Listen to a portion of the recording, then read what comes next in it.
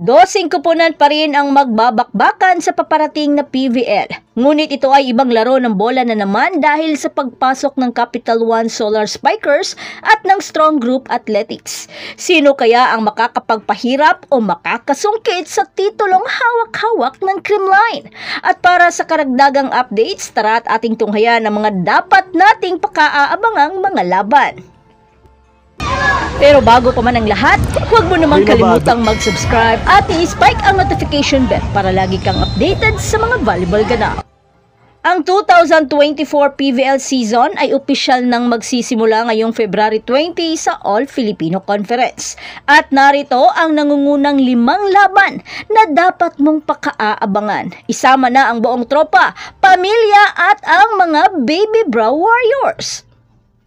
Dahil sa February 20, matutunghayan natin ang unang laban sa Martes na gaganapin sa Field Sports Arena sa alas 4 ng hapon, ang Petrogas kontra sa Strong Group Athletics.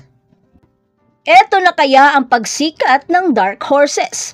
Medyo nagpapahiwatig na kasi ang Petrogas sa bumabalik nilang kalakasan matapos nilang dispatchahin ang Signal HD Spikers sa katatapos na liga sa PNVF Champions League Finals. Gumagawa si Coach Koji ng slow and steady steps para maibalik ang Angels sa tuktok. At maaaring si Brock Van Sickle lang ang susi para magawa ito at ang malapit na pagbabalik ni MJ Phillips sa Pilipinas. Kaya mukhang magkakaroon ng dalawang Phil-American key players ang mga Angels. Mapapasabak naman agad ang isa sa mga bagong koponan ng PVL, ang Strong Group Athletics o SGA na kamakailan lang inanunsyo ang bagong sister team ng Farm Fresh Foxes. Ang tanong na lang ay kung gaano kabilis sila makapag-adjust at makapag-gel as a new team. Samantala, isa sa mga sister team ng PVL ang pinakaaabangan naman na muling magtutuos. Ang Akari Power Chargers at Next Led Chameleon sa March 16, Sabado, alas 6 ng gabi na gaganapin sa Santa Rosa Sports Complex. Ito ay magiging isang kawili-wiling sister team act kapag ang Akari Charger ay haharap muli sa Next Led Chameleon. Gayunpaman, nakikita pa rin naman ng Japanese coach na si Takayuki Minowa ang parehong pagsasanay ng koponan bilang direktor ng volleyball operations. Subalit, magkakaroon ng malaking adjustment ang Akari ngayong season dahil sa hindi inaasahang balita na magte-take leave of absence muna si Justin Hazareno dahil sa napapabalitang buntis ito. At si Max Huangco naman ng FEU Lady Tamaraw ang magte-take over as a libero ng Akari. Kahit na nabigla sila sa ipinakitang galing ng collegiate squad ng Adamson Lady Falcons sa 5 set sa final ng Akari Cup, marami pa ring mga dapat aabangan ang mga manonood lalo na at nandyan ang Lady Beast na si Gretchen Soltones at interim coach na si Coach Rafi Mosuela.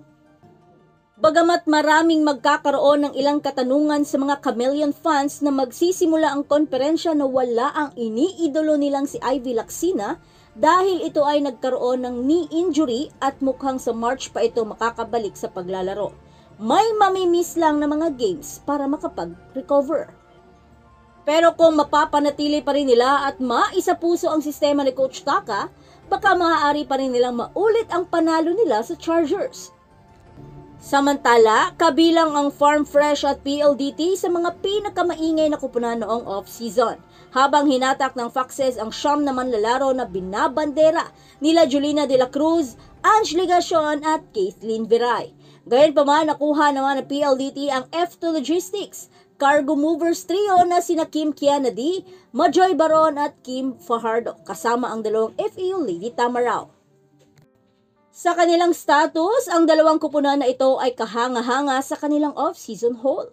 Pero sayang nga lang at nagpapagaling pa rin si Julina De La Cruz sa operasyon dahil sa kanyang injury na natamo last season. Gayon din naman si KKD mula sa kanyang injury. At kinumpirma rin ni Coach Roderick Cafort na wala rin si Mika Reyes para sa komperensyang ito. Kaya magiging kawili-wiling makita ang mga bunga ng matinding pagsasanay ni Master Shimizu kasama ang Farm Fresh Foxes na nakakuha ng kanilang mga unang panalo noong nakaraang conference. Salamat sa chemistry meron sina Louie Romero, Tricia Tubo at Keith Santiago. Pero magiging iba naman ang takbo ng bola sa PLDT dahil makakalaban nila ang analytical system ni Coach Rodrigo Fort na mayroon pang Savi Davison sa kanyang sulok, kasama ang dalawang tusong setter na sina Rhea de Maculangan at Kim Fajardo. At mayroon pang master floor specialist na kapitana na si Kath Arado. Talagang napakagandang bakbakan ito.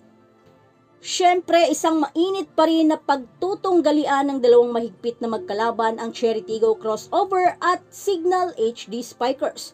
Sa April 4, Huwebes, alas 6 ng gabi nagaganapin sa Field Sports Arena. Nakita natin kung ano ang kayang gawin ng dalawang kupunan na ito sa Bronze Medal Series ng 2023 PVL Second All-Filipino Conference. Nakita natin kung ano ang kayang gawin ng kanilang mga bagong recruit at mas pinahusay na kupunan. Dahil sina Abby Maranyo at Ara Galang ay nakikipaglaban sa mga dating kasamahan sa F2 Logistics na sina Don Macandili Katindig at Jovelyn Fernandez sa PNVF Champions League. Pero nanalo at hindi pa rin magawang talunin ng crossover ang HD Spikers at nakakuha ng silver medal sa preseason tournament na yon habang ang Cherry Tigo ay umuwi na may bronze medal. Ang muling paghaharap ng dalawang magkaribal at ang inaabangan ng lahat ang pinakasikat na sister team ng PVL, ang Creamline Cool Smashers at Choco Mucho Flying Titans. Sa April 8 na yan, Huwebes, alas 6 ng gabi nagaganapin sa Smart Araneta Coliseum. Siyempre, marami ang nabitin at gusto muling magkatunggali at masaksihan ng dalawang kupunan na ito na pinuno ng husto ang venue at dumagundong ang hiyawan dahil sa wakas. Nagkatapat din ang dalawa sa final sa 2023 Second All-Filipino Conference. Bagamat dominanting natalo ng Cool Smashers sa pamamagitan ng pagwawali sa buong komperensya, kaya ngayon muling ipapakita ng Flying Titans ang kaya nilang gawin.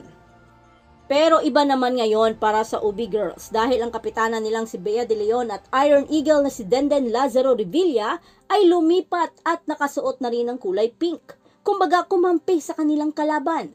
Samantala isang bagay naman sigurado si BDL dahil magiging realidad na ang hiling at manifesting nito noon na makakalaro nito si Michelle Gumabaw sa iisang court bilang magkakampi.